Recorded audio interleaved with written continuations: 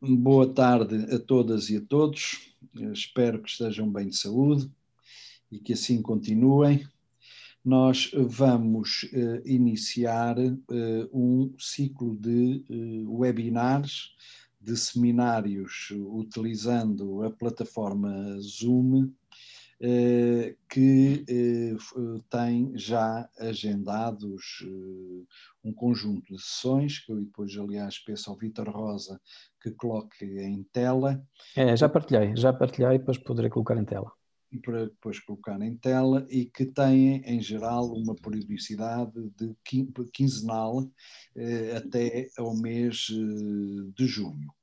É um conjunto de seminários que decorre diretamente de um projeto de investigação que tem um financiamento da Fundação para a Ciência e Tecnologia, a principal agência de financiamento em Portugal.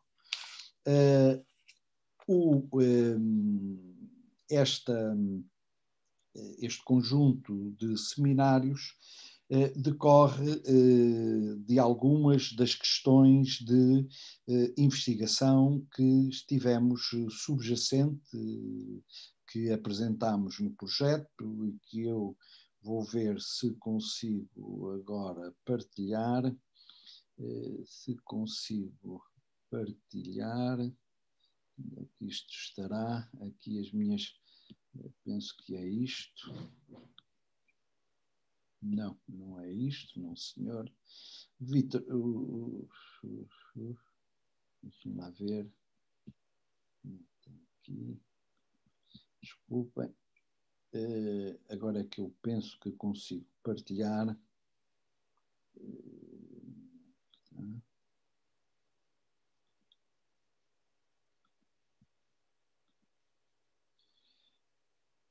E que tem, portanto, os temas dos nossos seminários decorrem um pouco das questões, dos objetivos que fixamos neste projeto que se iniciou em 2018 e que tem termo previsto para este ano, esperamos, pedimos agora um adiamento de 6 meses e que irá muito provavelmente até 2022.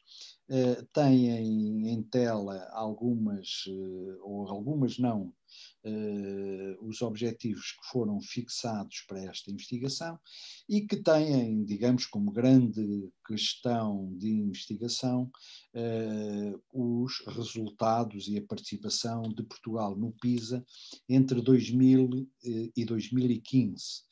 Nós, no decurso do projeto, saíram os resultados de 2018 e em muitas das análises incorporamos a participação de Portugal no ciclo de 2018, mas inicialmente apresentámos uma proposta apenas para os ciclos compreendidos entre 2000 e 2015.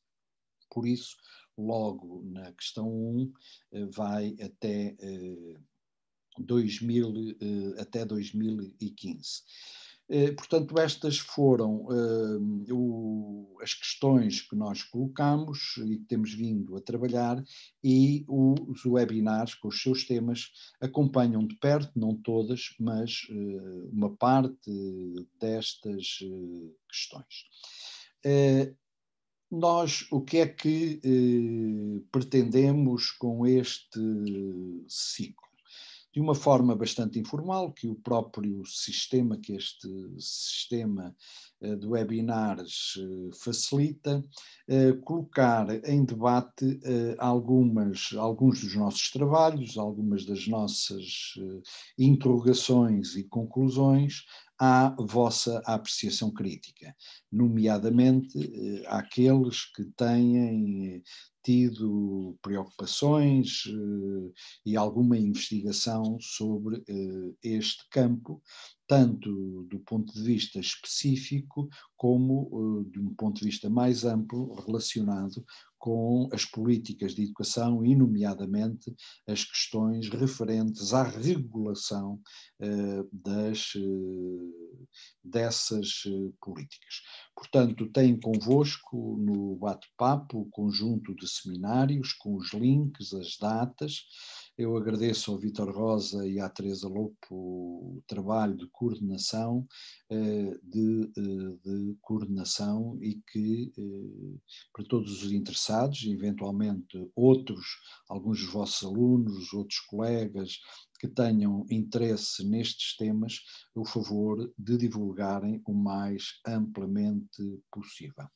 Este primeiro webinar tem um centro, como o próprio título indica, uma preocupação central, que é de analisar as razões políticas que estiveram subjacentes à decisão de Portugal participar no PISA desde a primeira hora, desde o primeiro ciclo. Portanto, basicamente,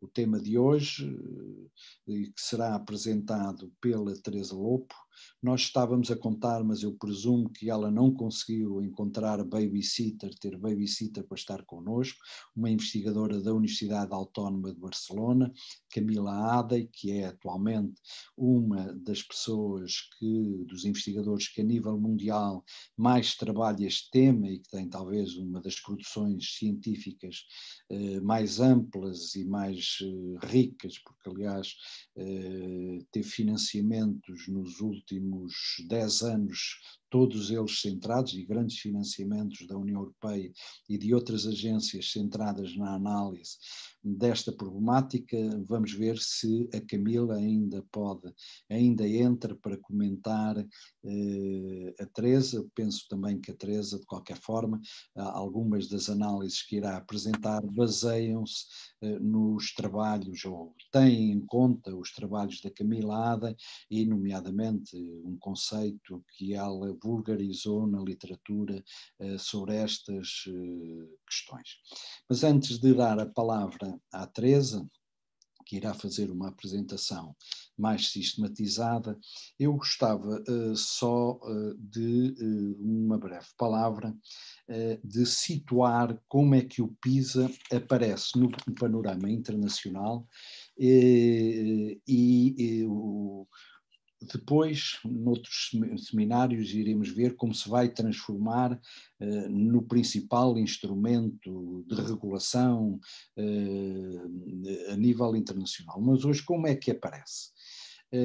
Portanto, penso que todos têm presente, o PISA é um grande survey, um estudo que é conduzido pela OCDE, uma organização pequena no quadro das organizações mundiais, nascida no final da Segunda Guerra Mundial e nascida com um plano, com um objetivo muito específico, o de apoiar administrativa e politicamente o Plano Marshall de apoio à Europa destruída pela Segunda Guerra Mundial. A educação não era, na sua criação e nos seus primeiros anos, um tema de sua abrangência. Portanto, era uma questão exterior. A organização, aliás, nasceu como uma organização europeia de cooperação económica, depois, com a entrada dos Estados Unidos e do Canadá, passou a ter a designação de Organização para a Cooperação e Desenvolvimento Económico. O próprio nome é muito claro. A dimensão da educação e da formação só entra nesta organização depois do grande abalo existente no Ocidente pela corrida espacial, quando a então União Soviética coloca no espaço o Sputnik, e isso gera, nomeadamente nos Estados Unidos e na Europa Ocidental, um grande abalo sobre, nomeadamente, esta corrida tecnológica, a questão científica. E é esse grande abalo associado ao facto de, no início dos anos 70, pelo menos 2 economistas, Becker e Schultz, vão desenvolver a teoria do capital humano, que a OCDE vai criar no seu interior as estruturas onde incorpora a questão da educação como um fator fundamental para o desenvolvimento económico e, nomeadamente, para o aumento da produtividade do trabalho. Depois nós poderemos falar num outro webinar pela atualização desta teoria, a Knowledge Capital Theory, que se vem verificar na década que estamos a viver, não, na década anterior, de 2010, e como também esta teoria do conhecimento como capital vai estar no centro da atualização e nomeadamente do centro da legitimação de todo este trabalho da OCDE neste campo. Mas estava eu a dizer, portanto, que a educação não surge como uma das prioridades da OCDE. Se alguns de vós precisarem de bibliografia, nós temos vindo a utilizar muita desta bibliografia, estamos à vontade e, naturalmente, para permitir e fazer aceder a alguma da bibliografia mais importante, por exemplo, Mara Nelfert e outros, em que têm sistematizado esta dimensão da OCDE e como é que ela é incorporada na OCDE. Nos anos 1980, a partir do forte impacto da globalização neoliberal, que depois é sistematizada naquilo que é conhecido como consenso de Washington, há profundos debates no seio da OCDE, e nomeadamente do papel da OCDE nestes domínios. E aí, e que vai, aliás, gerar divisões internas e afastamentos até de alguns dos dirigentes mais ligados à educação e à ascensão do atual diretor da Education and Skills e que se apresenta como o pai do PISA, Andreas Schleicher, portanto vai gerar grandes debates internos sobre a forma como a OCDE se deve situar neste campo. E o que está em causa é fundamentalmente a questão da escolha dos indicadores e de como esta organização pode influenciar as políticas a nível mundial, particularmente dos chamados países desenvolvidos, dos países que têm economia de mercado e que são considerados desenvolvidos e que são o núcleo duro daqueles que fundaram a OCDE. E é neste quadro que o projeto Inês sem acento, indicadores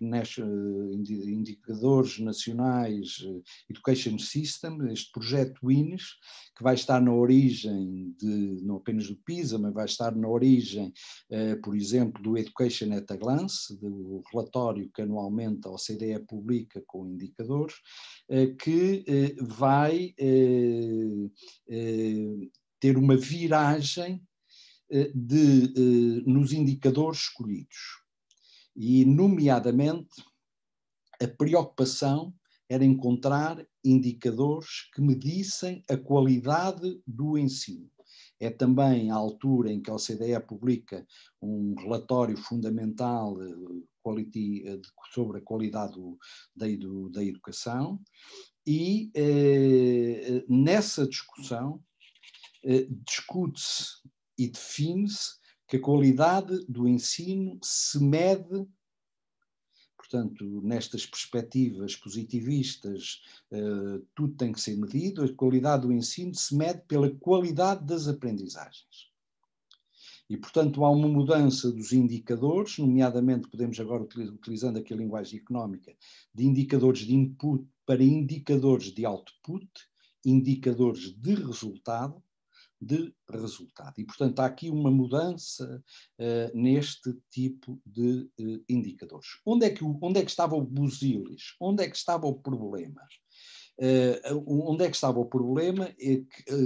Visto que este era um objetivo que, aliás, outras organizações, não como a OCDE, mas, por exemplo, a IEA, International Educational Achievement, portanto, esta grande empresa norte-americana, mas com participações, outras participações, já fazia, nomeadamente no Teams. Qual era a grande questão? Como medir as aprendizagens, em sistemas que tinham currículos muito diversificados, portanto, em que não havia objetivos comuns nos currículos, e como também superar o viés cultural das culturas, isto é, a forma de perguntar não é indiferente às línguas, às culturas, como superar isto. E isto era a grande barreira. Essa barreira é superada, ou pelo menos a OCDE assume que a supera com a criação, ou com a assunção, com o assumir do conceito de literacia. E esse conceito é um conceito que era muito comum e que já existia e que estava vulgarizado, nomeadamente no Canadá e nos países nórdicos, ligado à educação de adultos. E particularmente também à sociologia das profissões. Era deste campo. Quem desejar, há uma história de vida muito, muito interessante de penso que é norueguês, Eide, que foi um técnico durante mais de 30 anos, um homem social-democrata que faz uma história muito interessante destas discussões internamente. Portanto, ou seja, o conceito de literacia foi ali o toque que permite aos defensores desta forma de medir as aprendizagens encontrar aquilo que supera as diferenças de currículo e o viés cultural de todos os testes em larga escala. E, portanto, a origem e onde eles vão buscar isto é a educação de adultos e à sociologia das profissões. E é isto que faz com que o PISA se apresente como um instrumento novo, diferente do TIMSS.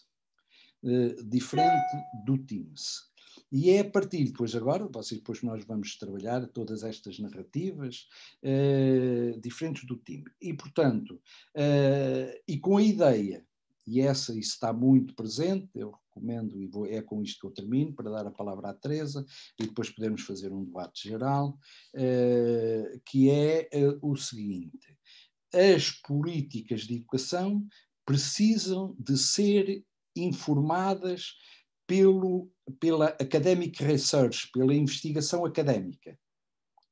O conhecimento científico é aquele que decorre dos grandes surveys. Portanto, há aqui uma identificação de conhecimento científico à investigação quantitativa decorrente dos grandes surveys. E, portanto, a base, e que está muito bem explicado no capítulo 1 do livro do Schleicher, de 2018, World Class, em que, repito, as políticas públicas de educação dos países necessitam de ser informadas pela investigação académica. Essa investigação académica é o propósito do PISA e depois dos outros surveys que vêm a seguir, o TALIS, o PIAC, agora o PISA Baby, o PISA for Schools, de tudo isso, portanto, precisam de ser informadas por essa academic research. E, portanto, este é o propósito do PISA.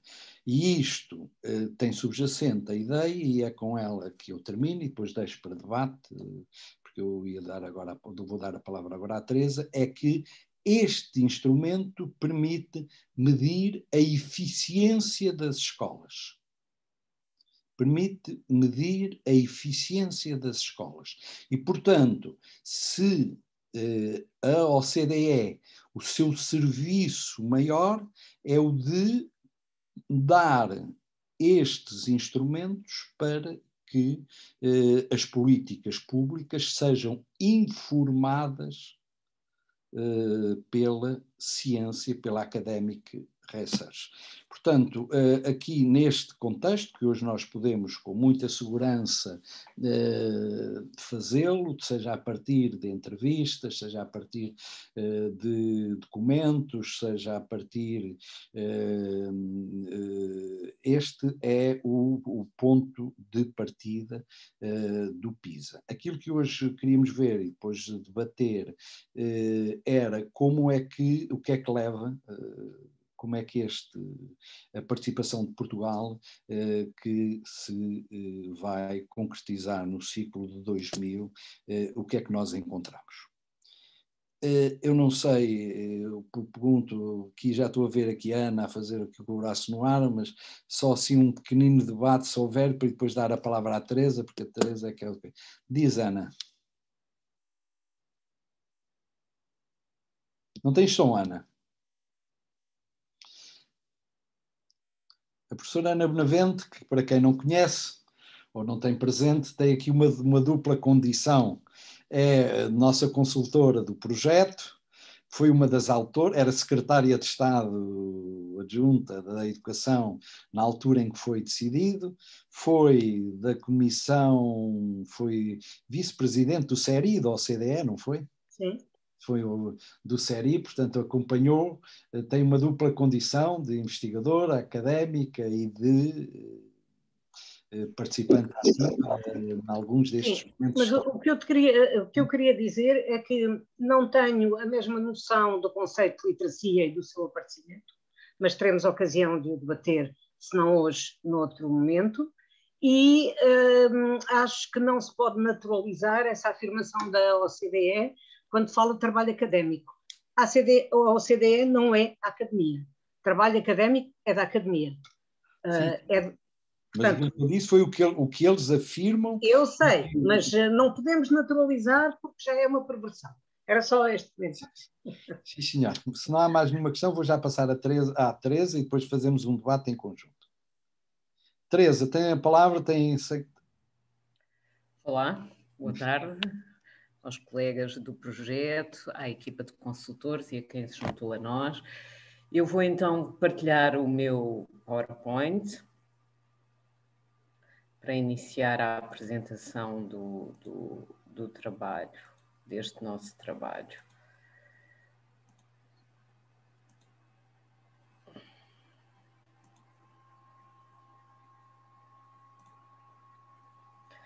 Julgo que está, certo?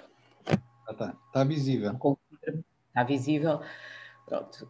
Este primeiro webinar faz aqui parte do nosso ciclo que vai até 28 de junho, justamente se intitula Participação no PISA e Decisão Política, o caso de Portugal, uma investigação que fizemos, eu, e a que se juntou depois também o professor António Teodoro e a colega Leonor Borges. Relativamente àquilo que pretendo fazer hoje, portanto, no fundo, é fazer esta reconstituição da genealogia da decisão política sobre a entrada de Portugal no PISA, portanto, tentar recuperar aquilo que foram, eventualmente, os marcos deste processo e depois aqui, mas também para o debate, identificar e discutir as assunções políticas que estiveram subjacentes a essa decisão de participação de Portugal no PISA. Primeiro aspecto tem a ver com aquilo que já tinha sido feito, e depois vou explicar qual foi o ponto de partida também desta investigação, mas já sabíamos que ao nível da investigação, e agora estou a falar no contexto nacional, sobre os efeitos ou impacto do PISA nas políticas educativas, portanto tínhamos já uma série de estudos e de trabalhos, alguns dos quais se centravam neste primeiro vetor, da análise comparada com outros países, à escala europeia, ou eventualmente centrando-se exclusivamente no caso de Portugal. Depois, um outro vetor de análise relativamente aos mecanismos que na verdade são aqueles que têm permitido ao PISA gerar o tal impacto, e aqui sobretudo os tais mecanismos de soft power ou soft policy, e um terceiro vetor de análise que tenta, ao nível da investigação, perceber, não é, como é que estes dados, que são disponibilizados por uma autoridade externa, acabam por conduzir à adoção de políticas orientadas por dados e a partir desses dados, e como é que têm sustentado a produção de conhecimento e, no fundo, depois a orientação e a definição de políticas educativas. Mas, na verdade, e agora vou descompartilhar para mostrar aqui uma outra coisa, o primeiro interesse por esta análise, e julgo que vem, certo? Ou não? Uma pequena notícia. Sim, Da participação portuguesa. Pronto, a propósito de outros trabalhos que estávamos a desenvolver no PISA, eu vou aumentar isto um bocadinho mais. Há aqui esta pequena notícia que sai no público em dezembro de 2001, intitulada O Folhetim da Participação Portuguesa, não é? E, portanto, aqui dava conta que, tanto a partir de 99, tinha havido uma carta, o governo pagaria, e na altura, aqui vem até a verba para garantir a entrada no PISA, mas depois a então Secretária de Estado da Educação explicava que essa participação se ia cingir apenas às reuniões preparatórias e que não iriam ser aplicados testes aos alunos. E, portanto, falava aqui também no papel no GAV e na ocupação que tinha nesta altura, e outra vez, que voltaria mais tarde a ser notícia, desta vez para dizer que afinal não, que Portugal ia participar nos testes piloto. E, portanto, havia aqui esta primeira nota de que havia aqui qualquer coisa que podia levantar uma discordância relativamente a esta participação. Portanto, entre vai, faz, não faz, e o que é que faz, e qual é que era a importância que isto teria. E, portanto, agora vou voltar aqui outra vez.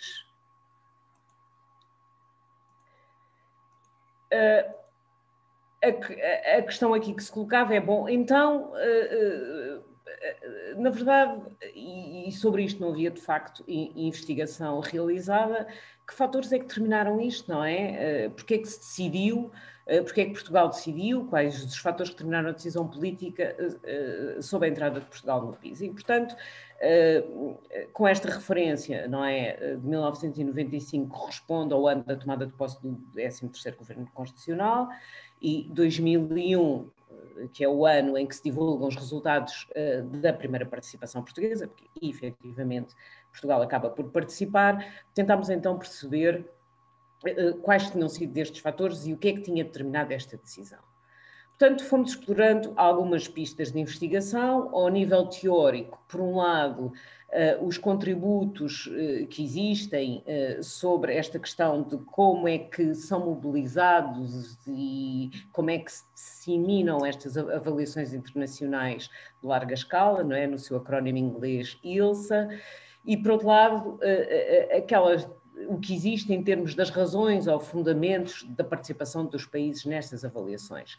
Para sublinhar aqui algumas ideias, ao nível justamente da emergência e depois da mobilização e disseminação deste tipo de inquéritos internacionais, esta primeira ideia de que se verificou que os decisores políticos valorizam aquilo que demonstre ser efetivo e, portanto, em termos das políticas educativas e que se mostram adequadas a determinadas circunstâncias. Um segundo aspecto, esta ideia de que há uma conformação dos políticos com modelos e normas internacionais e, portanto, isto é o que tem sido estabelecido pela investigação que tem sido feita para além a nível internacional. E uma terceira ideia que tem a ver com a difusão da política de educação como um processo de legitimação do Estado. E, portanto, há aqui esta expressão que eu considero interessante e que, de alguma forma, simboliza esta ideia de que há como que um ritual em que se participa de pertença global e, portanto, e que remete, obviamente, ao participar neste ritual, eu sinalizo que valoriza a educação pública, a prestação de contas, a transparência e que isto são fatores considerados de progresso e desenvolvimento do país.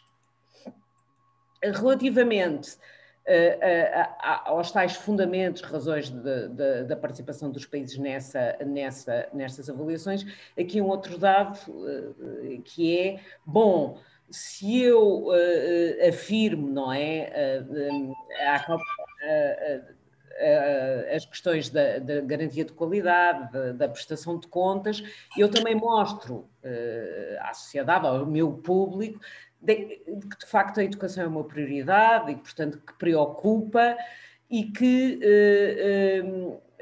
ao mesmo tempo, quando eu escolho ou adoto instrumentos como este, nomeadamente os dados do PISA, eu posso sempre justificar a adoção de medidas de política educativa com base na perspectiva técnica ou de que resultou de uma escolha apoiada tecnicamente e, portanto, assim evitar debates mais controversos. Relativamente às tais razões, aos fundamentos dos países nessas avaliações, há aqui um elenco, não é? Daquilo que tem sido, portanto, a questão das evidências, da política baseada nas evidências e de que assim se geram evidências que possam apoiar a decisão política, mas pode haver outros fundamentos que tenham a ver com a afirmação, por exemplo, num espaço internacional, entre parceiros, no caso daqueles que fazem parte da OCDE, obter ajuda técnica ou financeira e este ponto, naturalmente, de poder responder muitas vezes às agendas da própria política nacional, incluindo as pressões internas ou domésticas da opinião pública, que, na verdade, também existiram aqui a propósito do PISA e encontramos depois na análise que fizemos ao nível da imprensa, também sobre estas indecisões, a ideia de que os pais encarregados de educação e, portanto, a comunidade educativa estaria também interessada nesta participação no PISA. Mas pode ter e tem outras razões, incluindo as de poder informar o currículo e a pedagogia. Há aqui um fator que, aliás, aparece aqui, que se chama a atenção também ao nível deste quadro teórico que aqui expus, que é, não há muitas vezes, e não é possível isolar apenas um só fundamento ou fator, e o contexto é também importante nestas decisões que são feitas. E aqui, no nosso caso nacional, como fatores de contextos que exploramos, foi também a questão da avaliação externa, com a reintrodução dos exames nacionais em 1993, por um lado, e por outro, a criação do GAV, 4 anos mais tarde, também. Sobre a avaliação externa, de facto, o que sabemos é que eles são introduzidos em 1993, já com este propósito de certificar a conclusão dos estudos do ensino secundário, mas também do acesso ao ensino superior e, portanto, vemos que, e esta é uma citação do Domingos Fernandes, que, sobretudo a partir de 95, 96, o sistema de avaliação das aprendizagens dos alunos, e, portanto, ele sintetiza aquilo que nós verificámos que aconteceu do ponto de vista da valorização da avaliação externa, portanto, este sistema de avaliação da aprendizagem dos alunos não mais deixa de marcar o sistema educativo português. Relativamente à criação do GAV, ele é criado com autonomia administrativa e com um conjunto de funções que aqui aparecem também discriminadas, de planeamento, de coordenação, de elaboração e validação dos instrumentos de avaliação, e, portanto, há de ser no quadro destas competências que o GAV há de coordenar efetivamente a participação portuguesa no PISA, no primeiro e nos ciclos subsequentes. O GAV é antecedido por um grupo de trabalho, constituído um ano antes, portanto em 1996, e na altura com este objetivo já de tornar operativo tornarem operativas estas funções, e logo na altura deu início à elaboração dos exames.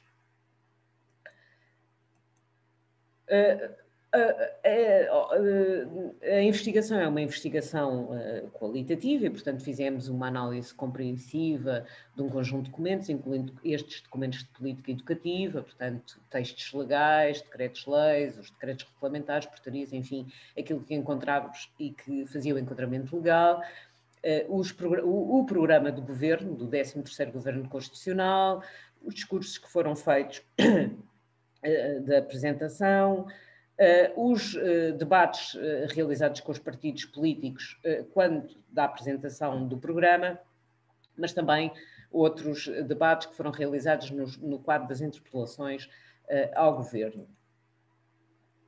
E aqui também houve a preocupação, e fez parte aqui deste dispositivo metodológico, entrevistarmos aquilo que consideramos serem atores políticos relevantes que nos podiam explicar algumas destas questões. E, portanto, falámos com a diretora do GAV, então diretora do GAV, que fez parte também, portanto, que coordenou estas participações do PISA, com a Secretária de Estado da Educação e Inovação do 13º Governo Constitucional, e que depois continua ainda no 14º com uma designação, julgo, diferente na titulação desta Secretaria de Estado, aqui a professora Ana Benavente, e recuperámos ainda trabalhos que tinham sido feitos por outros colegas do Instituto de Educação e que já tinham feito entrevistas ao então Ministro da Educação, Eduardo Marcelo Grilo. Bom, o que é que encontramos, não é? E isto depois serve para a discussão e para aquilo que foram as nossas conclusões com este trabalho. Portanto, encontramos sempre nos documentos de política educativa, por um lado, esta ideia de que temos que, da igualdade, equidade, educação para todos, mas ao mesmo tempo a outra ideia de que é preciso estar presente também a qualidade. E que se queremos elevar a equidade e a qualidade, então não podemos fazer isso só com indicadores locais, não é? Este esforço tem que ser feito por comparação com outros e com indicadores internacionais afetados e referidos. Isto assim, na verdade, podemos chegar à tal eficácia no processo educativo. E uma outra ideia também que aparece, e portanto quando eu falo de documentos de política educativa, estão nestes discursos do Ministro, estão no discurso do Ministro, do Primeiro-Ministro, do Ministro da Educação, e portanto eles repetem-se, encontram-se também nos preâmbulos de alguns destes documentos, nomeadamente do Programa de Governo, e portanto aqui uma outra ideia que é esta da importância de se articular a educação ao desenvolvimento. Esta é uma ideia que não surge aqui, mas que está presente em todos estes documentos da educação ao desenvolvimento e, portanto, que se tem que trabalhar aqui este triângulo educação, qualificação e emprego. Ao nível das entrevistas, e portanto eu tentei selecionar aquilo que podia ser relevante para a nossa discussão, há aqui também esta ideia do Ministro da Educação da altura, que diz que sim, que havia de facto alguns setores dentro do Ministério que tinham uma reação negativa e, portanto, que não eram favoráveis à participação, à participação no PISA e que, portanto, que defendiam uma perspectiva diferente, de decidir e resolver alguns dos problemas internos e que estavam presentes e depois, então, eventualmente participar no inquérito internacional. Ao nível das entrevistas que realizámos e que espelham justamente dos setores que tinham oposição negativa, portanto aqui da professora Ana Benavente na sua qualidade na altura de secretária de Estado, portanto em que fala do processo, não é? Do tipo de processo que é um processo lento, mas em que a decisão acaba por ficar centrada nos primeiros ministros dos governos e, portanto, que não é possível, não é? Face ao ambiente que se cria e é a própria pressão da OCDE no sentido de uma decisão rápida e de uma decisão que seja idêntica à dos outros parceiros, dizer que não é? E, portanto, este extrato desta entrevista retrata isso justamente e, portanto, a pontos de ser uma situação de isolamento e, portanto, que torna difícil defender uma posição contrária. E também aqui um excerto da entrevista realizada à professora Glória Ramalho, na sua condição também de diretora do GAV, que diz que considerou que, de facto, esta decisão de participar terá sido, porventura, uma aposta empurrada pela OCDE. Portanto, do ponto de vista da discussão, não é? O que nós consideramos é que, de facto, pela leitura que fizemos dos vários documentos e dos depoimentos, e em concordância com outras investigações já realizadas, e portanto que há muito esta pressão da autoridade informal que é utilizada pela OCDE, portanto uma pressão que é feita entre pares, como aliás dava conta aquele pequeno excerto de que falei há pouco, e portanto é uma pressão entre pares, mas para encorajar esta participação é sempre uma decisão urgente, não é? Que tem que ser tomada também esta ideia de que eventualmente pode não haver a opção de não participar, não é? Porque dizer que não se participa pode justamente dar o sinal que a decisão política ou o decisor político quer evitar de que o país não está suficientemente comprometido com a melhoria da educação e, portanto, porque se estivesse, participaria no PISA, não teria nada a perder com essa comparação internacional, isto dito de uma forma linear. Depois há um outro ponto, trabalhado aqui pelo professor António Teodoro, que tem a ver com o contexto também nacional e esta ideia, não é, da política educativa híbrida. Por um lado, aparecem os conceitos e insiste-se neles, não é, da igualdade de oportunidades, da inclusão, mas, ao mesmo tempo, e isto articula-se no discurso, uma referência que está presente e que se repete, não é, desta ideia de aliar a educação ao desenvolvimento e, portanto, isto ser necessário para o progresso, para a modernização. E, portanto, em consequência disto, e aqui também sumariamente, acabamos por ter estas orientações híbridas, não é? Por um lado, discursos de pendor construtivista numa perspectiva crítica e os tais discursos, não é? Que fazem a apologia da eficiência social e, portanto, e este vínculo educação, produtividade económica, e consideram aqui estes autores que é justamente aqui, deste hibridismo, que o discurso sobre o currículo baseado em competências, não é? Portanto, as tais skills, acaba por ficar refém. Portanto, com base nisto, consideramos que, de facto, o fator foi pela emulação normativa, não é? Que Portugal decidiu participar, portanto, decidiu a decisão política no PISA, não é? Verificamos que esta ideia, de facto, de se querer apresentar é uma ideia forte perante a comunidade internacional, portanto, sobretudo esta ideia de governo moderno, empenhado na modernização e no desenvolvimento do país, responsável e, portanto, que valoriza a qualidade, e que isto deve ser, e é também importante, e isso também foi importante para a decisão política, isto deve ser externalizado, portanto não deve ficar em casa nos discursos internos, mas deve ser externalizado, e neste caso foi perante os seus pares da OCDE, e portanto assim se mostra que o país atribui de facto uma prioridade à educação. E portanto,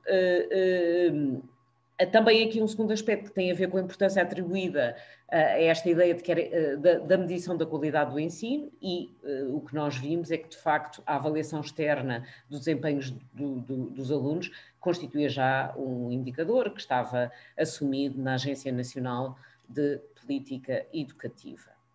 E, portanto, esta foi a nossa conclusão. Depois eu posso partilhar isto convosco, isto tem a ver com a bibliografia que nós utilizámos, e, enfim, e toda esta informação e aquilo que fomos escrevendo e produzido está disponível aqui no site que nós temos do projeto, que eu até não sei se isto vai abrir, mas onde podem encontrar aquilo que nós temos feito, a equipa toda do projeto, mas também um repositório com informação sobre a investigação que tem sido conduzida internacionalmente sobre este assunto. E assim terminava. Sim, senhora. E muito obrigado. Aqui existir e para a discussão. Sim, senhor. Vamos então para a discussão. Há aí as mãozinhas oficiais e há também a mão direta no ar. E, portanto, abria, nós temos oficialmente até às 17h30, portanto, temos aqui algum tempo para cruzar ideias, opiniões, bibliografia, referências, tanto para os membros do projeto como para todos aqueles que participam e que têm desde estudantes de doutoramento até alguns dos que em Portugal mais têm trabalhado estas questões. Eu há pouco vi aí o Almerindo, que agora que saúdo, mas também muitos outros que aí estão, Ana Seixas e outros que aqui estão. A palavra é vossa.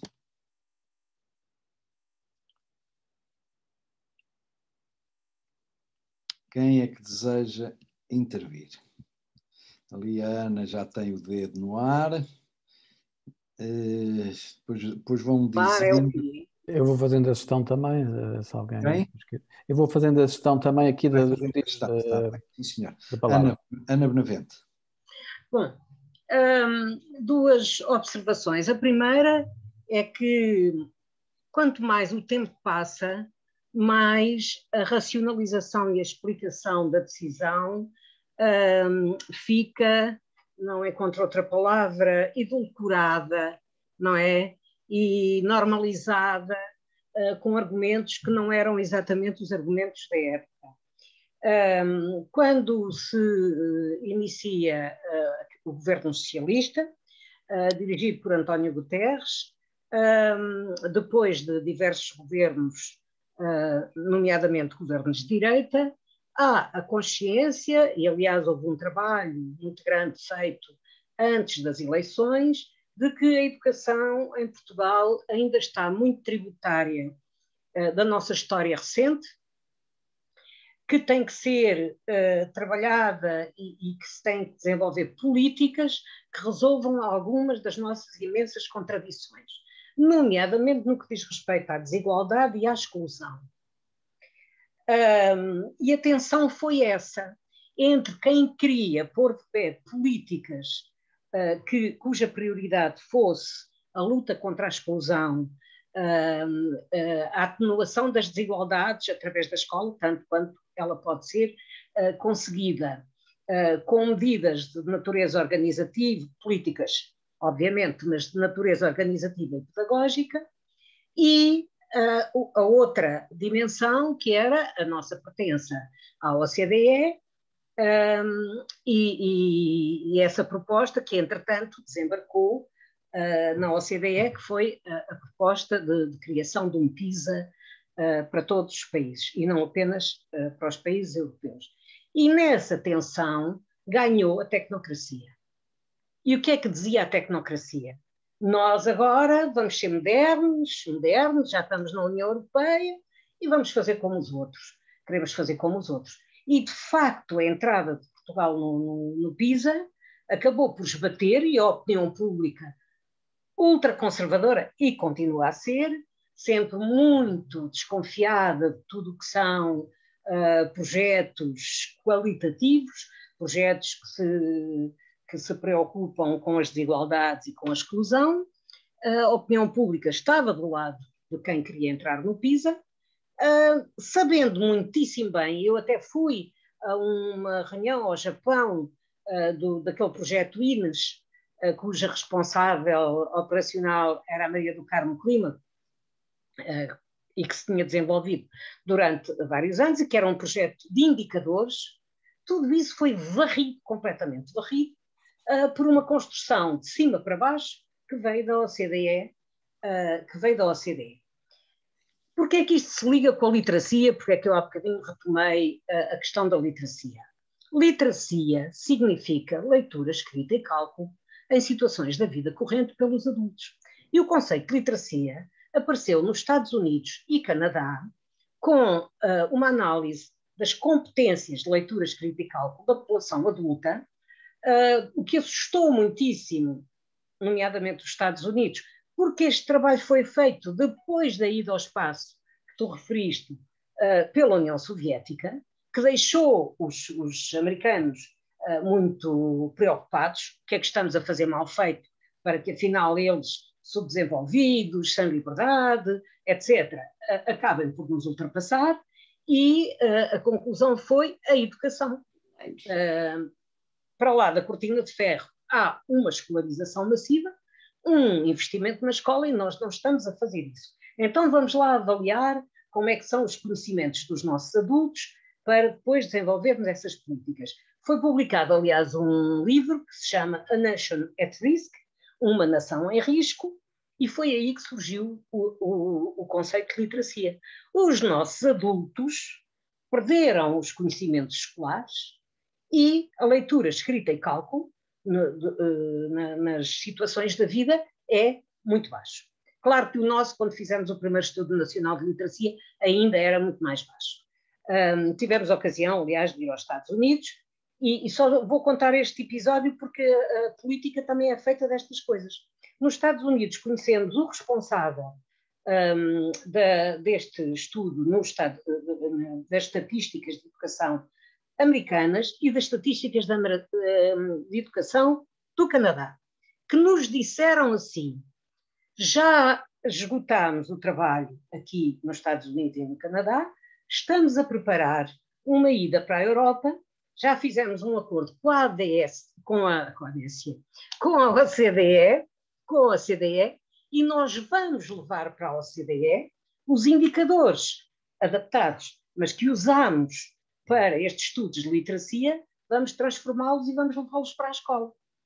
Ao que eu, como sempre, inocente e convicta que a luta é justa, disse com o meu apoio, jamais. Pronto, era o Scott Murray e um outro cujos nomes já não me lembro. E que desembarcaram em Paris, criaram um gabinete e foram a retaguarda do trabalho que o Schleicher, quando eu o conhecia, ainda não estava envolvido no PISA, mas quando chegaram estas propostas que vinham dos Estados Unidos e do Canadá, ficou seduzido. Na altura havia na OCDE um programa muito conhecido e com muito prestígio, que eram as investigações sobre o cérebro e as questões da aprendizagem, e o Schleicher conseguiu ganhar e ser ele, que era um funcionário, ele não tinha cargos de direção, em termos de direção da organização, mas depois foi ganhando cada vez mais poder. Foi ele que agarrou essa proposta que veio dos Estados Unidos e do Canadá. Portanto, conhecendo os bastidores, para mim era evidente, e infelizmente não me enganei, que se Portugal entrasse no PISA, não era o PISA que ia trazer mais conhecimento, não era o PISA que ia reduzir desigualdades, não era o PISA que ia acabar com o insucesso escolar e com tantas outras mazelas que trazíamos de uma lógica de uma educação ainda antes do 25 de Abril, que isto é tudo muito lento, e entretanto tinham-se passado 15 anos quando isto começou.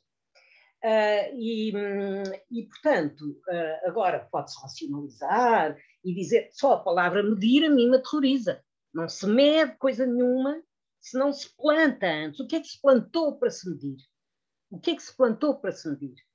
Mede-se aquilo que se quer medir para algo que aqui foi dito, que eu gostava que não se esquecessem, é a educação ao serviço da economia.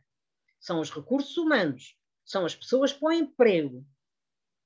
E toda aquela dimensão que para nós era tão importante depois de sairmos de 48 anos de ditadura, que era a cidadania, que era a responsabilidade, que era uma educação aberta, que era avançar para a interdisciplinaridade e tantas outras dimensões do que queríamos fazer, caiu por terra. Caiu por terra. Portanto, ficámos com mais um dos participantes da PISA. Tenho dito. Está desligado, professor Teodoro. O seu microfone está desligado, professor Teodoro. Estava eu a dizer muito obrigado por este depoimento e pela intervenção. Eu vejo aqui mão levantada da Bendita. Sim. Está sem imagem, mas com a mão bem levantada. Bendita. Boa tarde, professor António Teodoro. Boa tarde a todos e a todas. Está a falar de Maputo? Maputo, Moçambique. Senhora. Eu levantei o braço para agradecer este momento de aprendizagem. Para mim é aprendizagem. A primeira vez que percebi a fundo sobre o PISA foi quando integrei uma equipa que foi ao Timor-Leste para a análise do setor da educação, e nesta equipa estava um português, não sei se conhece, acho que sim, porque ele trabalhou muito, não sei se ainda continua neste momento, o doutor Manuel Miguel. E nessa altura comecei a perceber que, apesar de ter ido lá como consultora de educação, o nosso país precisava muito mais. E nós estamos num processo de avaliação da nossa educação em todos os níveis, e tem sido um desafio muito grande, porque nós estamos no 000.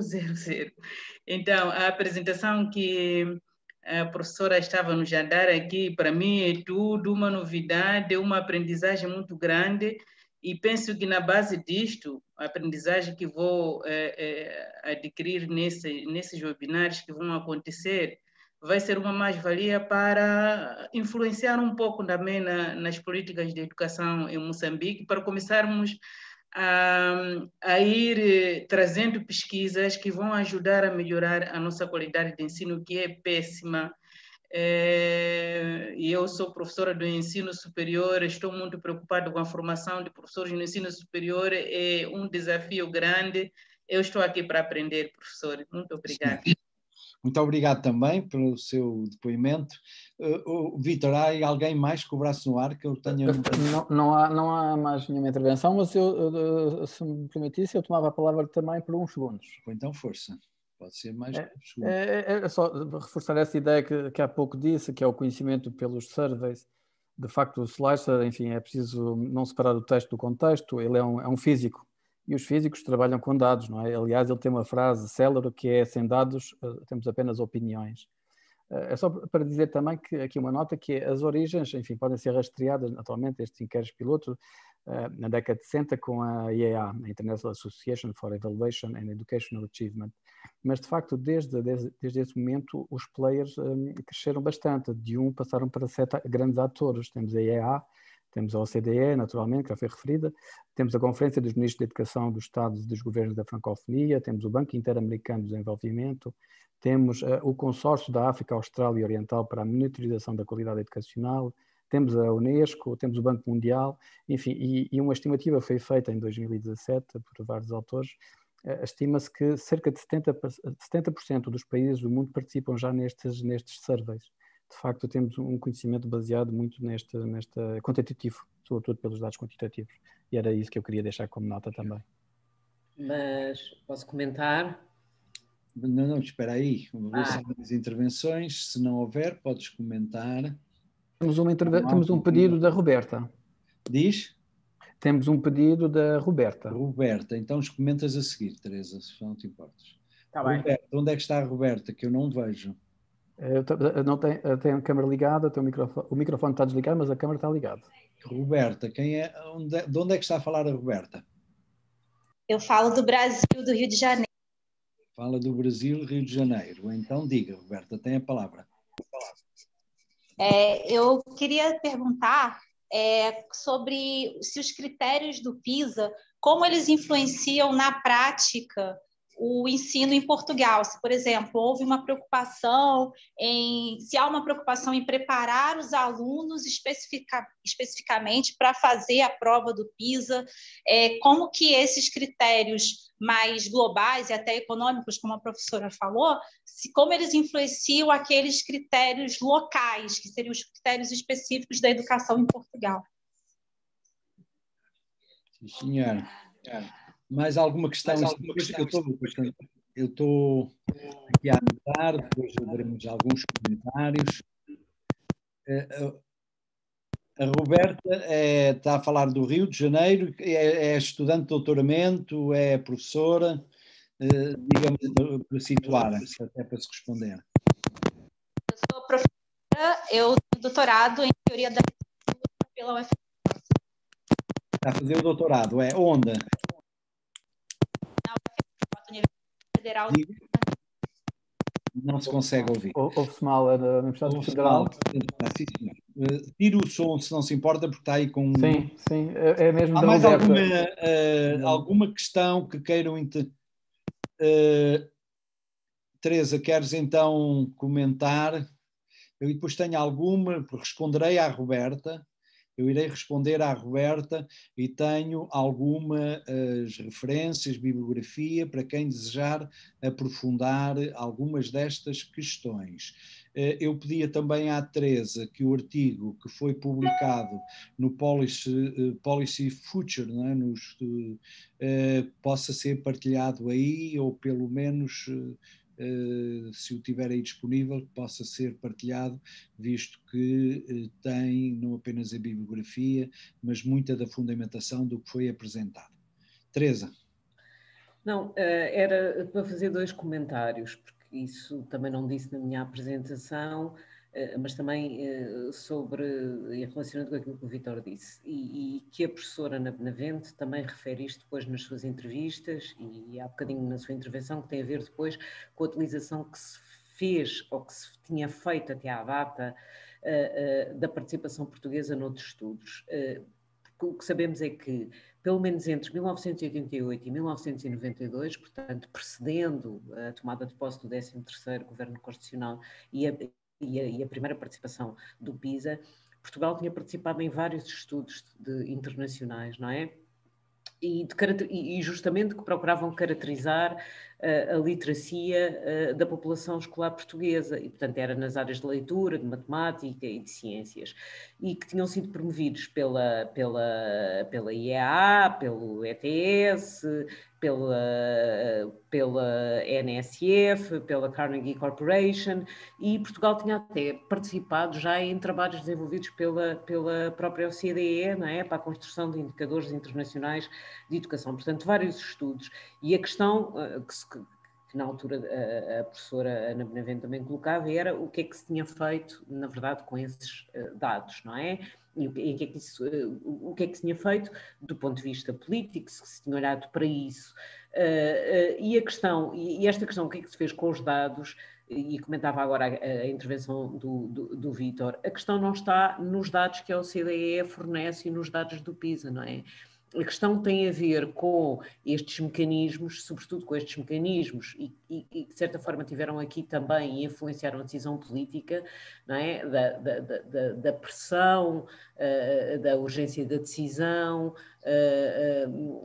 do papel, de como é que isto é visto pelos outros pares, não é? E, portanto, a questão que se coloca aqui é porque é que, não é? Só eu tenha que tomar uma decisão política relativamente a um plano, ou a uma decisão curricular, a uma alteração, etc., com base nestes dados, não é? Que se substituem muitas vezes àquilo que a investigação eventualmente não faz, ou a informação que o decisor político também não elabora, certo? Portanto, tem a ver, portanto, independentemente dos problemas com os dados que serão objeto de outros webinars, a questão que se coloca aqui é, portanto, não tendo, não é, este nenhum poder específico, não é? Portanto, é uma autoridade externa. Porque é que estes dados se tornam tão relevantes a ponto de informarem como informam as políticas educativas e as decisões que depois se tomam ao nível de medidas concretas? Portanto, essa é que é a questão que se coloca sempre, não é? E, portanto, deste poder que ela acaba por exercer. E nós aqui estamos a falar no PISA, mas se avançássemos para os outros programas, para o PISA para o desenvolvimento ou para o PISA para a escola, esta questão continuava a colocar-se. Porquê, não é? Se não utilizei outro tipo de instrumentos ou outro tipo de informação, porquê dar este peso? E que isto não tem só a ver com o facto de ser uma instituição credível, porque as outras também eram, certo? ETS, NSF, etc. Portanto, acho que é por aí que a questão terá que ser vista, e é isso, do meu ponto de vista, que eu considero interessante estudar-se, e depois também porque é que não há outras alternativas, não é? Que venham, por exemplo, também da academia e que possam dar essa informação. E a maior parte das que temos hoje em dia também não vêm da academia, vêm de outras organizações com outro tipo de estatuto. Pronto, isto era só para comentar. Obrigado, obrigado. Eu depois ainda darei a palavra a quem o desejar, mas só já vi aqui a Leonor pediu a palavra. Leonor, antes de dar a palavra à Leonor, só dizer o seguinte: para quem se interessa por estas questões a um nível aprofundado, um dos livros mais importantes para analisar esta ascensão da OCDE no campo da educação, isto é, como é que uma pequena organização criada fora do sistema das Nações Unidas se torna o principal think tank das questões da educação, a meu ver, este é seguramente o livro recente, editado por estes dois colegas, da Palgrave, em que tem alguns capítulos muito interessantes, nomeadamente um em que eu trabalhei bastante, o da Maren Elfert, que é este salvo erro, sobre a ascensão dos economistas da educação, do American Power of Economic of Education, nos anos 60. Portanto, este é um dos livros para quem trabalha estas questões sobre como é que a educação de uma questão que não figurava nos objetivos da OCDE se torna o centro. E por exemplo, se virem as declarações do secretário-geral da OCDE, o Gurria, um mexicano, ele é muito interessante a forma como ele coloca, nomeadamente o PISA, no centro das propostas da OCDE. Mas, portanto, como é que acontece de uma ausência, depois para uma marginalidade, até ao centro. Haverá um seminário em que nós vamos trabalhar estas questões a partir da teoria do capital humano e da sua atualização, a Knowledge Capital Theory. Portanto, a teoria do conhecimento como capital e nomeadamente as recentes de Anushek e Wasson. Mas, portanto, este é um livro que eu recomendo vivamente. O segundo, como memória, é o de não sei como é que eu hei de classificar, alguém que trabalhou muitos anos na OCDE, mas que é um académico muito interessante, norueguês. Eu queria aqui ver, que descobri a partir dos trabalhos da Maren Elfert. Vamos lá ver se eu consigo chegar a ele para vos mostrar. Desculpem, só um segundo. É este. Portanto, este. Eu penso que aqueles como o João Luís Horta, isso vai gostar bastante de ler, e a Ana Benavente, que participou provavelmente em algumas destas reuniões, é este documento publicado no México em 1990, 30 anos de Educational Collaboration of the OECD, que é assinado por este Kel, penso que é assim que se lê, Aide, que é muito interessante, com um sentido crítico, com uma capacidade de análise do todo este período até aos anos 90.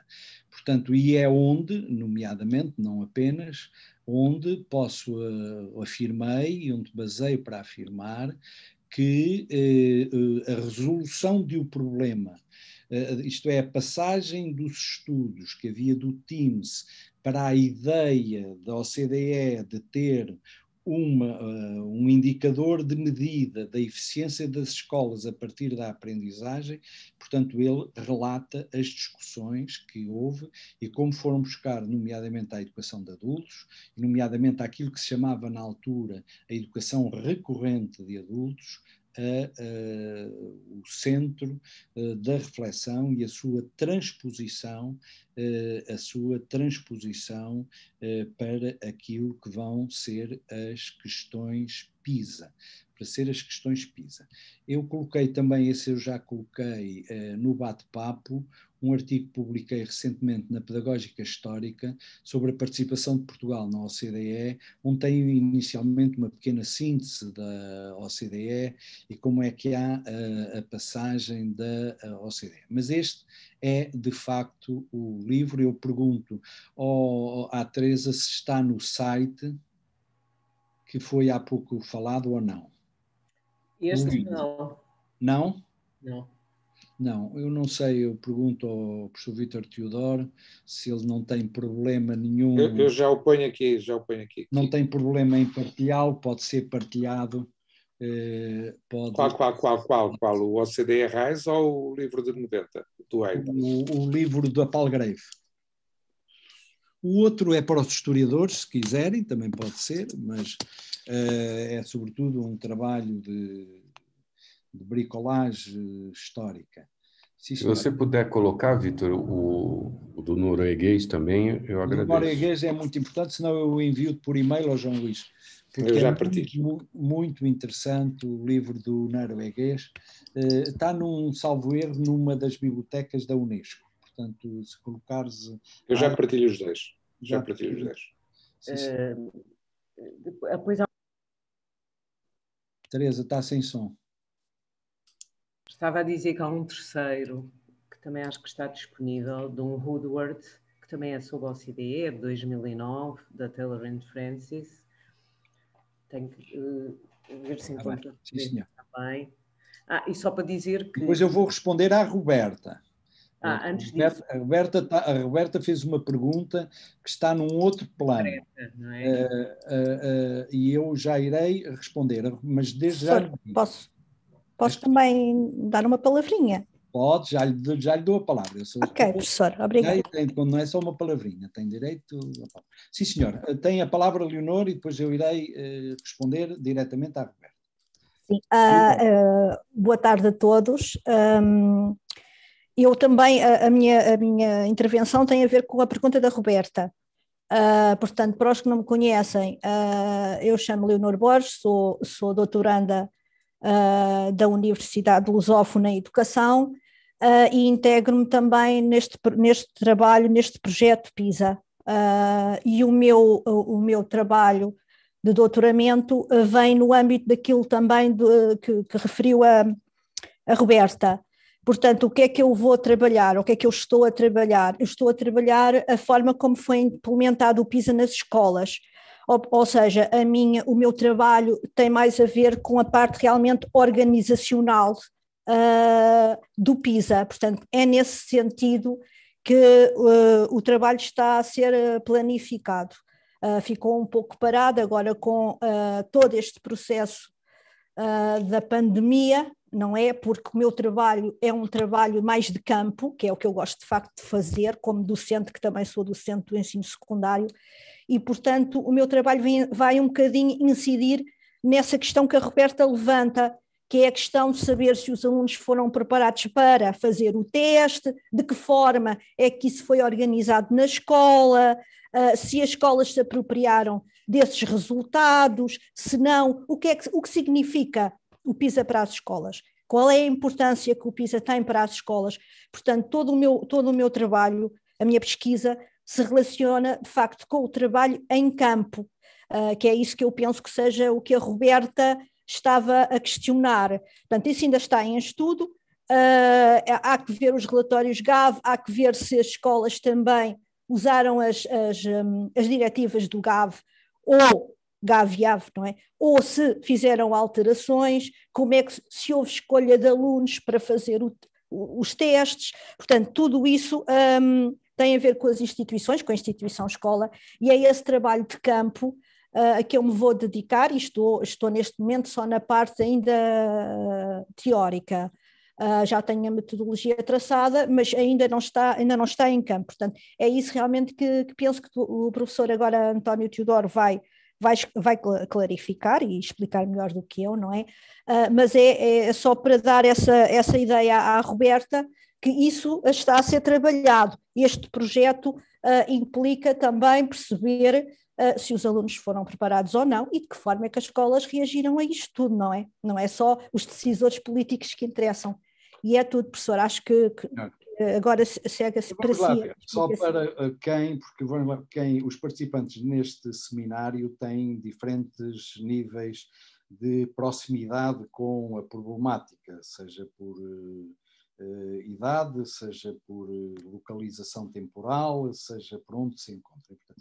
Para a Roberta, eu chamo a atenção porque os portugueses referiram, sobretudo instituições portuguesas, a informação sobre o PISA deve ir buscar ao INEP, ao INEP do Brasil, internacionais. Aliás, você tem aí a participar, você depois pode eventualmente enviar-lhe um e-mail. Quem no INEP melhor domina estas questões, que é o professor João Luís Horta, e que tem, nomeadamente, uma vasta produção científica sobre a participação do Brasil naquilo que se chama as avaliações em larga escala. E há avaliações em larga escala de natureza nacional e há avaliações de larga escala de natureza internacional.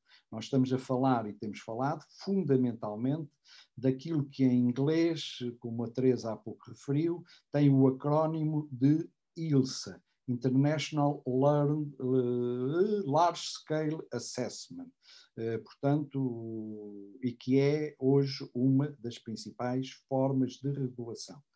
Os testes PISA não são conhecidos e não há propriamente um teste PISA.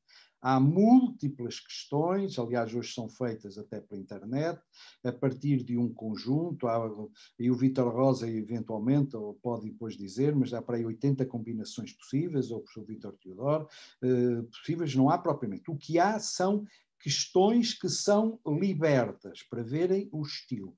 Se a Roberta quiser ver em português de Portugal ou em português do Brasil, vai aos sites do IAV em Portugal, Instituto de Avaliação Educacional, ou aos sites do INEP, o Instituto Nacional de Estudos Pedagógicos Anísio Teixeira no Brasil, porque eles não são iguais, estão adaptados às duas normas, ou melhor, vai ver o tipo de pergunta que é realizada. Normalmente e simplificadamente, eu penso que será o próximo seminário que abordará isso, que será orientado pelo professor Vítor Duarte Teodoro, normalmente as perguntas PISA não se reportam a dimensões previstas no currículo. Ou seja, em geral, a informação necessária para responder está na própria pergunta, no texto. Mas isso depois nós poderemos, noutro seminário, desenvolver. Agora, e só para fechar esta ideia, aquilo que eu não estou a dizer que alcança, porque obviamente tem múltiplas referências críticas e há múltiplos autores que trabalham isto. Aquilo que o PISA pretendeu fazer uma ruptura com os testes anteriores, nomeadamente com o TIMSS, foi de encontrar um tipo de teste que superasse as diferenças curriculares e as diferenças de natureza cultural. Obviamente que este propósito é criticado por muitos autores, tanto na parte cultural como na questão do currículo. Mas a ideia do PISA, portanto, ou seja, aquilo que eles pretendem apresentar como novo, e que alguns autores, nomeadamente, e depois nós iremos falar deles, o Komatsu e o Raplai, dizem que é um outro, o Zhao, que tem trabalhado muito, portanto, eles pegam numa coisa velha e põem como tendo sido uma grande novidade. Para essa novidade e o conceito de literacia que utilizam e que vão generalizar para a língua materna, para a matemática, para as ciências, e agora, por exemplo, para a literacia financeira, que vão utilizar tanto em chamados países desenvolvidos, como agora aplicaram para aquilo que o PISA for Development, para os subdesenvolvidos, para o desenvolvimento. E agora que estão a tentar colocar noutros níveis de ensino, seja na educação de adultos, seja agora até na educação pré-escolar. Eu penso que uma das participantes num dos próximos webinars é uma portuguesa que trabalha em Londres, que tem, aliás, um artigo de referência a nível mundial sobre o PISA Baby, que é assim que normalmente é conhecido este PISA para a educação pré-escolar, que é a Diana qualquer coisa, a Teresa é que a convidou, Diana Souza, salvo erro. Mas, portanto, eu sugeri, nomeadamente aqueles que se interessam e têm este objeto de estudo, que foi agora colocado no bate-papo. Não se esqueçam de fazer o download desses textos, porque quando o Vítor Rosa fechar a sessão, eles deixam de estar disponíveis. Quem é que pediu mais a palavra? Foi a Ana, e mais quem? Mais alguém? Estamos já a aproximar do fim. Ana Benavente. Tem que ligar o microfone, professora, está desligado. Desligam e depois... Pronto, já está. Gostava de dizer 3 coisas. A primeira é que referiste a educação recorrente de adultos, é precisamente a modalidade que pouco tem a ver com a educação de adultos, porque é a educação de adultos à noite com programas mais ou menos adaptados, mas escolar.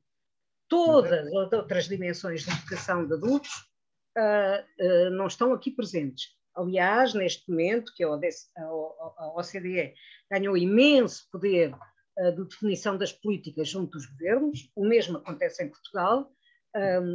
Modalidades de educação de adultos que se desenvolveram entre nós em determinados momentos desapareceram, porque a OCDE só interessa aquela que é funcional, digamos assim, e que, de certo modo, adapta conteúdos a uma escolaridade tardia de adultos.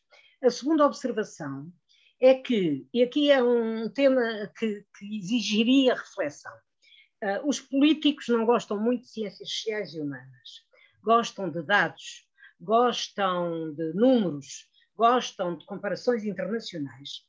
E se, por exemplo, agora com a pandemia, ouvem as pessoas da saúde e até da saúde mental, as pessoas da educação, eles não ouvem, ridicularizam as pessoas da educação.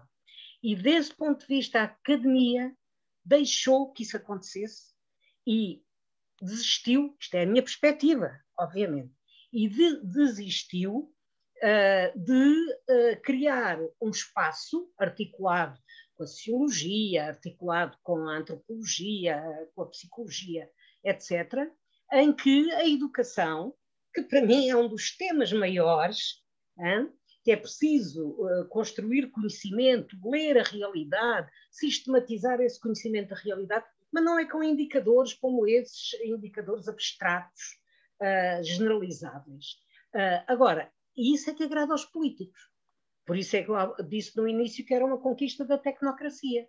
É, quando Portugal sobe um lugar no PISA, ir ao Parlamento, bater palmas, ser muito aplaudido, e quando Portugal desce no PISA, então há um problema, mas o problema ninguém sabe qual é, porque todo o que é debate educativo desapareceu. Até na área da esquerda, quando se organizam determinadas iniciativas, estou a pensar no Congresso de Crise e Alternativas, que houve aqui há uns anos, nos tempos da Troika, houve 2 pessoas convidadas para falar de educação, mas não havia um núcleo a trabalhar, e depois quem intervinha na sala, pensando que estava a apoiar o que lhe estávamos a dizer, dizia coisas inacreditáveis de tradição, de tecnocracia e absolutamente opostas àquilo que tinha sido ali afirmado.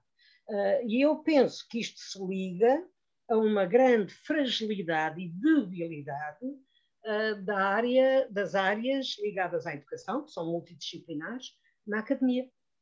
E quem tomou conta da educação foi a economia, foi a OCDE, Organização para a Cooperação e Desenvolvimento Económico, não engana ninguém. A economia, são eles que trabalham com o Ministério da Educação em todos os domínios, hão de tomar conta de todos os países e, portanto, educação, como nós acreditamos nela, como uma educação capaz de se centrar nas pessoas, nos coletivos e ter em conta os contextos, isso não existe para a OCDE. E, portanto, isso acho que era uma reflexão que também nos devia importar, porque até nos encontros da FCT, e vocês sabem isso muito bem, é sempre a área mais frágil, menos considerada, que diz respeito à educação nas ciências sociais e humanas.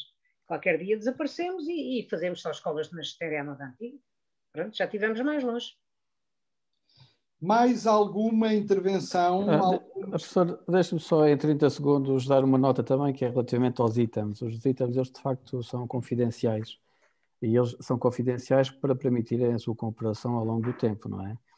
Quando a OCDE... E não só, e para evitarem o efeito de treino. Sim, para evitar o efeito de treino, exatamente, que até não existe nas escolas, fruto das entrevistas que foram realizadas, mas de vez em quando a OCDE liberta esses itens, estão disponíveis no site do OCDE PISA e também na IAV, em que a pessoa poderá ter, enfim, eles libertam para que o público depois possa ver que tipo as formulações que são feitas relativamente a estas questões. Outra questão é a tradução. A tradução é feita por 2 tradutores independentes, normalmente até nativos, e professores, e que são revistos. Mas, de facto, é um dos constrangimentos que se coloca, de facto, é a questão da tradução e da questão cultural. Pronto, era essa nota que queria deixar, no sentido de nos convidar também a assistir ao próximo webinar, que é dia 3 de maio, que tratará destas questões, e será o orador, o professor Vítor Teodoro. Posso só fazer um pequeno comentário? Diz lá, está já fora da hora, mas força. Então, vamos ver se tem força suficiente. É só aqui dizer assim, eu estou cheia de curiosidade para que a gente chegue a alguma conclusão sobre a questão do efeito do PISA nas políticas portuguesas. Porque nós falamos muito deste efeito, deste impacto, não é? Mas aquilo que também muitos estudos nos mostram, estudos empíricos, nomeadamente sobre esta matéria, é que as conclusões que muitas vezes são divulgadas pelo PISA permitem efetivamente e dão lugar às políticas mais diferentes entre os países. Portanto, não há propriamente uma universalidade, digamos assim, de soluções causada por uma unidade de resposta ou de conhecimento produzido no âmbito do PISA e por isso muitas vezes o PISA tem aqui também uma forma de responder, por um lado, como também a Ana referia há pouco, à preguiça dos políticos, não é? Digamos que é simples, é fácil trabalhar dessa maneira e também é muito simples, à luz dessas conclusões, legitimar, enfim, as políticas que se pretendam desenvolver, porque efetivamente aquilo acaba por ser um bocadinho pau para várias obras, não é? Portanto, esta era um comentário. É um trabalho que eu não sei se depois foi feito em algumas das tarefas, mas que para mim é uma questão fundamental e que eu continuo a não ver com clareza, nomeadamente aqui no nosso país. Quais são efetivamente essas relações, esses impactos? São esses e podiam ser outros? Houve debates sobre as soluções em função das recomendações havidas ou das leituras que se faz dos resultados, etc. Esse era um comentário. A outra questão é, mas porquê é que o PISA tem tanto poder? Quer dizer, se não presta, se não é bom, porquê é que tem tanto poder? Porquê é que exerce tanta influência? Porquê é que há tantos estudos a serem produzidos de igual natureza, de igual família, amantes dos dados e das estatísticas, etc. Portanto, se não presta, porquê é que tem esta dimensão e porquê é que tem este impacto? Eu julgo também que sobre esta matéria era importante recuar, não é?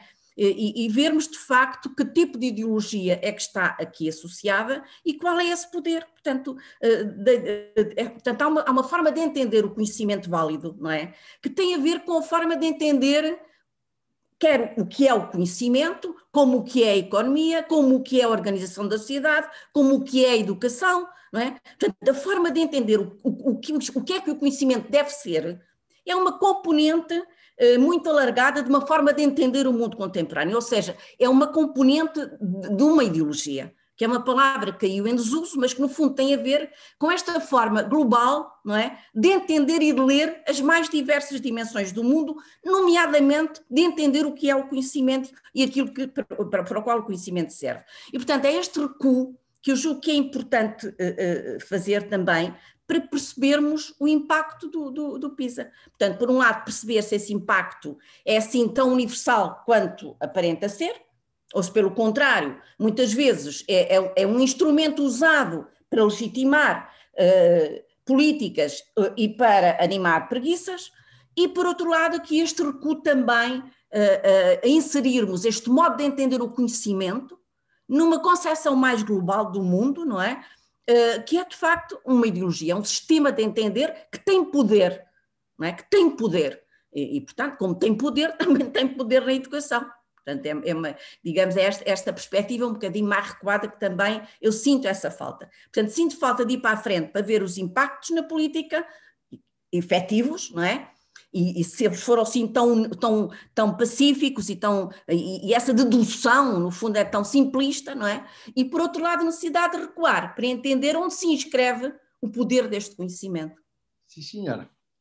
Ficam estas questões para dizer e para fechar que a pergunta relativa a Portugal é precisamente o centro do trabalho que atualmente a equipa desenvolve. Isto é, esta participação de Portugal no PISA, que implicações tem tido no conhecimento oficial, nomeadamente nas políticas desenvolvidas, nos planos curricular, mas não apenas.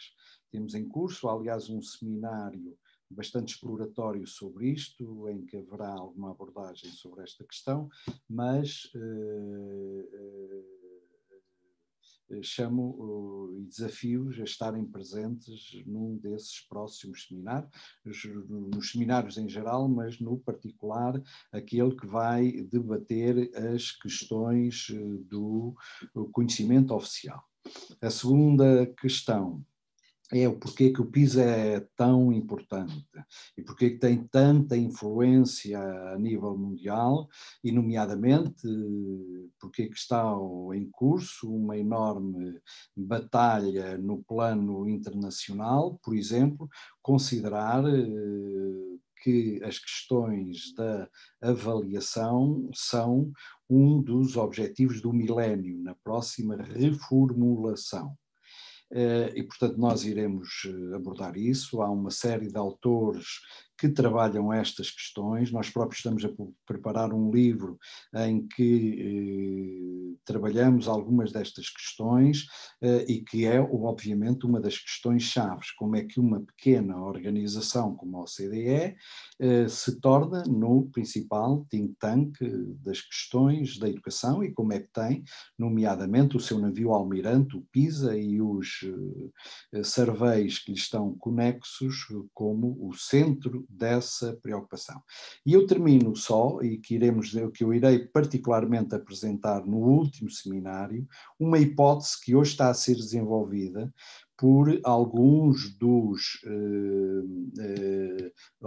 autores que têm analisado criticamente esta questão. Eu passo aí até com as emendas ainda que estão em inglês, e que estão a avançar. Portanto, os dois autores estão aí referidos, Komatsu e Raplai, são dois investigadores da Universidade de Kyoto, no Japão, em que eles colocam a seguinte hipótese: é que o PISA e a escolha dos indicadores podem ser responsáveis pelo declínio e pela estagnação da qualidade das aprendizagens dos estudantes. Ou seja, diferentemente do que o discurso oficial tem vindo a dizer, eles têm um trabalho em que desmontam muitos destes indicadores, a colocam como uma das hipóteses, e uma das hipóteses que estão a desenvolver é precisamente esta, de que estes indicadores podem estar a conduzir a uma estagnação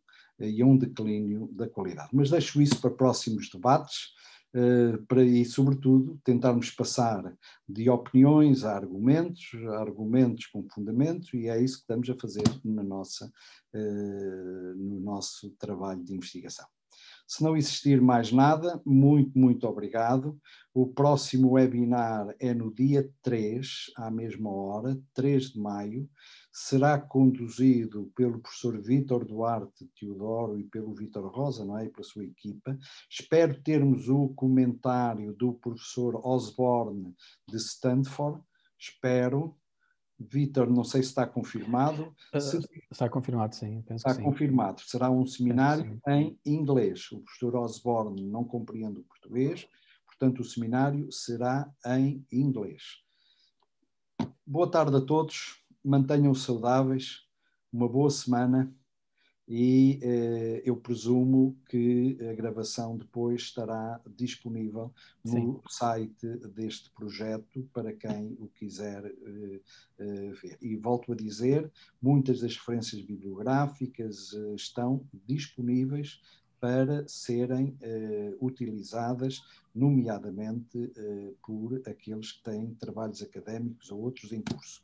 Muito obrigado, boa tarde a todos. Boa tarde. E muito obrigado à Teresa que fez a apresentação. Boa tarde a todos. Boa tarde. Eu dou uns minutos António, e depois interrompo. António, podes ficar um minuto? Posso, mas não sou eu que controlo isto. Sou eu que tenho que desligar. Tá Desculpa, mas não, tenho que...